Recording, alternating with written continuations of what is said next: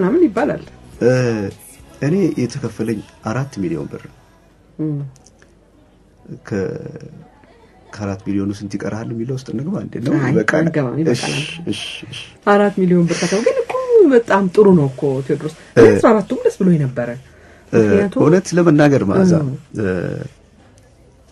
የኛ ሀገር የኪነ ጥበብ ሰው በጣም የተበደለ ነው። ያው ስልጣኔያችን ጋር አብረን የምንሰለጥንበት ውድቀታችን ጋር አብረን የምንወድቅበት በየዘርፉ በየሙያው ዘርፍ እንዳለ ሁሉ እኔ የኪነ ጥበቡን ሙያ ወክዬ ስናገር ትንሽ አዝናለሁ በጣም በትክክል ቢያዝ ባህሉን ቢዳብር የኮፒራይት ባህል የለንም እንዴ በፊት እኮ ትንሽ ጥሩ የሆነበትም ጸባይ ነበረን ኦሪጂናል ካሴት መግዛት ባህል ነበረን በአንድ ወቅት የዚህ አይነት ጉዟችን እንዴት እንደተተረማመሰ አላውቅም አንዴ የገባንበት ገብተንበታል ለምን ሆነ አይባልም እንዴት ነው በአለም ላይ ነው አየህ የዚህ ዲጂታል ቴክኖሎጂ ያመጣው ነገር ነው በቀላሉ ኮፒ ማድረግ ትችላለህ በቀላሉ ዲአውዲ ማድረግ ትችላለህ እሱም እንዳለ ሆኖ ማዚ እሱም እንዳለ ሆኖ ትንሽ የኪነ ጥበብ ሙያ ሰው በየዘመኑ ላለው ህዝብ የሚሰጥ ጌጥ ነው ከህይወት ጋር ነው ዘፈን ህይወት የሚያጫውት ልክ እንደሚያባላ እንደሚባል ህይወት የሚያባላ ነገር ነው ትልቅ ነገር ነው እንዴት የተከበሩ ሰዎቻችን ተጥለው ስታይ ታዝኛለሽ እኔ እርግጥ ለመውቀስ ይሄን ወገን ወይም ያን ወገን ለመውቀስ ሳይሆን አብረን እንግዲህ ለሁሉም ነገር እኮ ሁላችንም ተባባሪ ነን ሁላችንም እንዴት እናሻሽለዋለን የሚለው ነገር አብሮ መታየት አለበት ሲጀመር በርግጥ ባህሉም አሁን በሬዲዮ እንኳን የሚተላለፉ ዘፈኖች ካሁን ወደ እናንተ ለመጣ በሬዲዮ የሚተላለፉ ዘፈኖች በፈረንጅ ሀገር በደንብ በሳንቲም ቤትም ቢሆን እኮ ሂሳብ አላቸው ያንን የሚጠብቁ ካምፓኒዎች አሉ ያን ሰውዬ ዘፈን ሲጫወት ያ ሰውዬ ከዛ ካምፓኒ ጋር ፍራርምና ያ ካምፓኒ የሚጫወቱን ዘፈኖች ሁሉ ሰብስቦ በዚህ ቀን በዚህ ሰዓት ይሄ ዘፈን ተጫውቷል ይሄን ያህል ገንዘብ አለ ብሎ በአመት ሲያስረክበው የሰውዬው ድርሻውን ወስዶ ይሄም ሰውዬ እስከሚሞት ድረስ ለልጅ ልጆቹ ሁሉ የሚተርፍ ሀብቱ ነው ያ ነገር በጣም ያገለገሉ የኪነ ጥበብ ሰዎች ወድቀው ቀኑን ሙሉ ዘፈኖቻቸው በሬዲዮ ሲጮሁ ህዝብ ብቻ ነው እኛ በኮፒራይት ምንነክሰው በርግጥ ባህሉና አሰራሩን ስለማናቀው ሊሆን ይችላል ይሄ ነገር ግን ሁሉ አብሮ ሊታሰብ ይገባል እና ይሄ ነገርም መቀጠል የለበትም አሳዛኝ ነው ይሄ መሻሻል አለበት ብዬ አስባለሁ እንደ ባህል አብረንኛም አንድ ላይ የማንቃት ስራ ያስፈልጋል የመንግስት አካላትም ጥብቅ የሆነ ነገር ላይ መሄድ ያስፈልጋል በዚህ አጋጣሚ እነ ዳዊት ይፍሩ እየሰራ ያለው ስራ በጣም ትልቅ ስራ ነው በዚህ አጋጣሚ ላመሰግን ወዳለሁ ተስፋ ሳይቆርጥ ይሄን ነገር በትጋት እየሄደበት ነው ያለው እኔ ብዙም ተሳትፎ ባለማረጌ እንደውም ራሴንም ወቅሳለሁ ለወደፊቱ በርግጥ አስቤበታለሁኝ አሁን ትንሽ መንቃት አለብን መዳን አለባቸው እነዚህ ሰዎች ምንድነው መሰለህ አንዳንድ ጊዜ አሁን የተለያየ መንገድ ይጠቀማሉ አሜሪካን ሀገር የዚህ ሚዲያ ላይ ሳንቲም ምናምን ክፍያ ነገር የለውም ግን በተለያየ መንገድ ያገኙታል ያንን ገንዘብ አሜሪካን ሀገር ያሉ የኪነ ጥበብ ሰዎች በጣም ብዙ ጥቅም ያገኛሉ ስራዎቻቸው እንዴት ስካንዲኔቪያን ሀገሮች ደግሞ እንዳልከው በሬዲዮም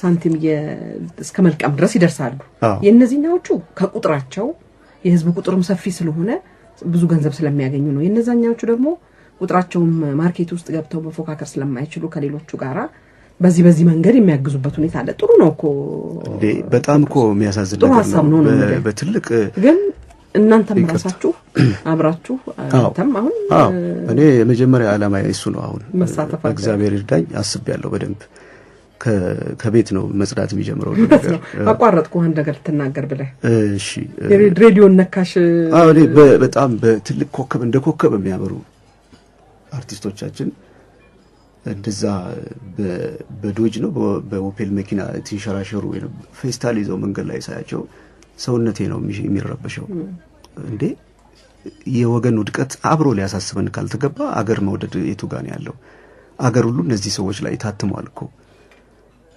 እና ይሄ ነገር ሁሉ አብሮ መታየት አለበት ትንሽ የንቃት በተለይ አሁንኛ ወጣቶች ይሄን ነገር ማሰብ አለብንና ነገሩን ለመለወጥ ሁላችንም ያን ነገር ማሰብ አለብን አንዱ እንግዲህ ቀደም ብዬ እዚህ ገንዘብ ነገር ያነሳሁበት የክፍያ ሁኔታ መሻሻል ይሄንን አሁን አሳዛኝ የምንለው ሁኔታ ይቀይረዋል ወደፊት ብዬ ስለማምን ነው። አንድም ቴዎድሮስና የገንዘቡ ይሄን ያህል መሆኑ ሳይሆን ቴዎድሮስ ሬኮርዱን ያዘ ለማለት ሳይሆን ግን ከፍ እያለ በሄደ ቁጥር ከእንግዲህ በኋላ ሌላው ቢቀር ጡረታ ፈላጊ አርቲስቶች ወይንም ለማኝ አርቲስቶች አይኖሩም ለማለት ያስችለናል በሚል መንፈስ ነው የሚያነሳውት። አዎ በደንብ ይሄ ነገር ከተስተካከለ በእርግጥ ለመናገር ከዚህም በላይ የአንድ አርቲስት ቫልዩ ከዚህም በላይ መሄድ ይችላል በትክክለኛው መንገድ እንትን ካለ።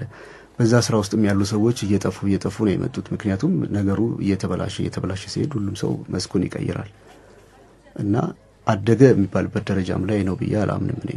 ከዚህም አልፎ ኢንዱስትሪው በደንብ ትልቅ ከሆነ አርቲስቱንም የበለጠ እንዲሰራ የሚያደርጉ ነገሮች ይፈጠራሉ፣ የበለጠም ሁኔታዎች ይፈጠራሉና ይሄ ብዙም እንትን የሚል አይደለም እንደኔ እውነት ለመናገር። አዎ እኔ ዋናው ነጥቤ ምንድነው እኔ የመልእክት ካሴት ስላወጣው ይሄንን ካሴት በነፃም ቢሆን እምሰጠው ነው። ይሄ ዕቃ እማደርሰው ዕቃ ነው እንጂ ብዙም 4 ሚሊዮን ብር በላይ አውጥቼበታል ራሴ። ምንም እሱ አይገርመኝም። እሱ አይደለም ትልቁ ነጥብ መልእክት ስለሆነ እንጂ ከዚህ በላይ ማደግ አለበት የአንድ አርቲስት ዋጋ። የአርቲስቱ ዋጋ የሚያድገው ደግሞ መጀመሪያ ኢንዱስትሪው በትክክል መፍሰስ ባለበት መንገድ ሲሄድ፣ በዛ መንገድ ሲሄድ አርቲስቱም የሚሰራበት ነገር ጥንካሬው ሲያድግ፣ ለምን እዛ ውስጥ የሚገቡ ሰዎችም ስራውን ያሰፉታል፣ ትልልቅ ስቱዲዮዎች ይከፈታሉ። እውነት ነው። ያን ጊዜ አርቲስቱም የበለጠ ይሰራል። ብዙ ታለንት ያለው ሰው እኮ በየቤቱ ከአቅሙ በታች እየሰራ እየኖረ ነው ያለው፣ ከአቅሙ በታች እና የብዙ ሰውን አቅም ለማውጣት አሁን ፕሮዲዩሰሮች የሉም። ለምሳሌ ትልቁ ደግሞ በሙዚቃ ኢንዱስትሪ ውስጥ ፕሮዲዩሰር ነው። ፕሮዲዩሰር ምንም የለም ማለት ይቻላል በአሁኑ ሰዓት። ፕሮዲዩሰር ቢኖር ፕሮዲዩሰር እኮ አንድን ሙዚቀኛ አይቶት ልክ ዳዊትን እረኛ ሆኖ ሲያየው ንጉስ እንደሚሆን ለዳዊትን ቢነግረው አያውቅም ዳዊት አይደለም እንዴ? ያን ሰውዬ ትልቁ ስቴጅ ላይ የሚያየው ፕሮዲዩሰሩ ነው። መጥቶ ወስዶ እጁን ወስዶ እዛ ሰው ቦታ ላይ ያመጣዋል። ውስጡ ምን እንዳለ አርቲስቱ እንኳን ላያውቅ ይችላል። ፕሮዲዩሰር የዚህን ያህል ግዙፍ ሚና የሚጫወት አንድ ትልቅ የሙያ ሰው ነው። ሁሉም በየድርሻው የየራሱን ስራ ራሱ ወስኖ ጨርሶ ያወጣል። ሙዚቃ ቤቱም የሚያዋጣው ከሆነ ሰምቶ ልክ እንደ ልብስ እንዲ በትንሽ እንደምታየው ወይ ቆዳ ደግሞ ሲገዛ አይተሻለ የበቆዳ እንዲ ወደ ላይ እንደሱ ይሄ አይደለም አሰራሩ። ወይ ከሙዚቃ ቤት ጀርባ ሙዚቃ የሚያውቅ ዕውቀት ያለው ፕሮዲዩሰር ጸባይ ያለው። አሁን ድሮ እነ ፍቃዱ ዋሬ እና አምባሰል ሲሰሩ ራሳቸው እየቀዱ ጎበዞች ነበሩ። እነ ሳህሌ ሶልኮ ሙዚቃ ቤት የነበረ ሰውዬ፣ ሌላም ስማቸው ያልጠቀስኳቸው ብዙ ባለሙያዎች ነበሩ እዚህ ስራ ውስጥ ወስደው ሰውየውን ትልቅ ቦታ ያመጡታል። ቦብ ማርሊን እኮ ክሪስ ብላክዌል መጀመሪያ እንደ ከፍተኛ ኪነት ነው አንስቶ ወስዶ እዛ ቦታ ላይ የሚያስቀምጥሽ እና የዚህ አይነት ሰዎች የሉም። በፊት ነበሩ። ከነዚህ ከሙዚቃ ቤቶች ጀርባ አማካሪዎች ነበሩ። ትልልቅ ሙዚቃ የሚያውቁ ሰዎች ነበሩ። ይቆርጣሉ፣ ይቀጥላሉ፣ ይሄ ቢወጣ ይሄ ቢገባ እያሉ ሙዚቃ ያውቁ ነበር። የሉም አሁን። እና እኔ እንደውም አንድ ጊዜ ምን አደረኩ፣ አንድ ማደንቀው ልጅ አለ፣ የፕሮዲዩሰርነት ጸባይ ያየሁበት ልጅ ነው። የጋሽ ታምሬ ልጅ ነው፣ መስፍን ታምሬ ይባላል። ተገናኘንና አንተ ሰውዬ በጣም አንተ ውስጥ ያለው ነገር በጣም ትልቅ ነው፣ አይተዋል ወይ በደንብ? ለምን እኔ በሱ እድሜ ያለ አላየሁም እንደዚህ አይነት። ለምሳሌ ልንገርሽ ይሄ ልጅ ምን እንደሰራ መጀመሪያ ቴክ 5 ብሎ እነ ጎሳዬን እንትና ትግስት በቀለን ምናምን ሰብስቦ ሲሰራ ወጣት ልጅ ነው። የጀመረው ነገር ቀላል አልነበር። ቀጥሎ ኢቫንጋዲ ሚሊዮን አልበም ሲሰራ የፕሮዳክሽን ኳሊቲው ዘፈን ሲያውቅ ዜማ ሲያውቅ ይሄ ልጅ የአብርሃም ገብረመድህንን ካሴት ተመልከች፣ ትግርኛው ካሴት እንዴት አድርጎ ነው እሱ ነው የሰራው። ፕሮዲዩሰሩ እሱ ነው። ፕሮዲዩሰር ማለት የሙዚቃ ራስ ማለት ነው። ራሱ ከሌለማ ነገሩ በቃ እኮ የለም። ስለዚህ የዚህ አይነት ሰዎችን ተሰጥኦ ያላቸው ሰዎችን የማስጠጋት ባህሪ ከአርቲስቱም ይጠበቃል፣ ያስፈልገዋል፣ ከሙዚቃ ቤቱም ይጠበቃል። እውነት ነው። ሁሉ ጊዜም የምታቂው ነገር የተወሰነ ነው፣ የማታቂውን ደግሞ የሚያቅልሻል። ያ ከሌለ ጉዞሽ ትክክል አይመጣም። ስለዚህ ይሄ ነገር በደንብ አርጎ ሊታሰብበት ይገባል ብዬ ሐሳቤ ነው። እውነት ነው። ትልልቅ እንደዚህ ሬኮርዲንግ ካምፓኒዎችም መኖር አለባቸው። ንግድ ሁሉ ጊዜ አንድ አይነት አቅጣጫ ይዞ መሄድ የለበትም። በዚህ በኪነ ጥበብ መስክ የሚኖረው የንግድ ዘርፍ በጣም አትራፊ ነው። ሌሎች ዓለሞች ላይ ብዙ የቢዝነስ ሰዎች በዚህ ይሳተፋሉ። እኛ ሀገር ግን እንዲህ ብዙ መደፋፈር የለምና ይሄም አንዱ ትልቅ ነገር መሆን አለበት። እኔ የሁላችንም ጉዞ ያስጨንቀኛል አይደለም በሙያ ውስጥ እንደ ሀገርም አልፎ ተርፎም ስለ ሰው ልጅ ሁሉ ጉዞ ማሰብ መጨነቅ እዚህ ድረስ ነው አይምሮ የሚያደክመኝ ለምሳሌ እና አብሮ የመስራት ፍላጎት ሁሉ አለኝ እንዲህ ብናረግ እንደዚህ በቀንነት እላለሁ ለምሳሌ እና ያ የመተባበር ነገር ከሁላችንም ይጠበቃል። ይሄ ጉዞ የመደፋፈት ጉዞ አይደለም፣ የመረዳዳት አንዱ ያለው አንዱ የለው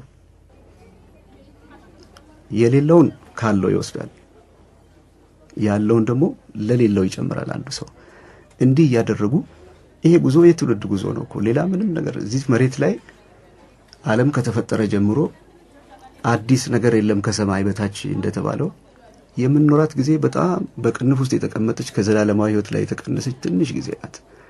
በዚህ ጊዜ ውስጥ በህይወታችን ስኖር መረዳዳትን መቀራረብን መተባበርን መልመድ አለብን እና የዚህ አይነት አሰራር ያስፈልገናል ባይነኝ ከኛ ሙያ ውስጥ እና በዚህ ስሜት ሁሉም ባለ ተሰጥኦ ነው ሁሉም የተሰጠውን እኮ ቀደም እንደተባባለው ማውጣት እንዴት እንደሚችል እንኳን ሌላ ፕሮዲዩሰር ከኋላ እንደሚያስፈልገው ባለማወቅ ውስጥ እንኳን ትልቅ አቅምን ይዞ መቀመጥ ቀላል ጉዳት እንዳይመስልሽ አማካሪን ማስተካከት መረዳዳት መተባበር ይሄንን ነው እኔ የማስተላልፈው።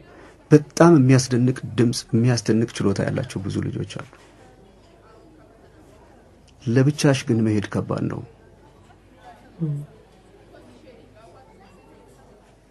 ከመስፍን ታምሬ ጋር መስራት ወይም ከከሌ ጋር መስራት እንዲካልስ ወይ ጋር መስራት አስፈላጊ መስሎ ሲታይ ያ ሰውዬ ያለውን ነገር ስትወጪ ነው አንቺ ያለሽ ነገር ማውጣት የሚችለው።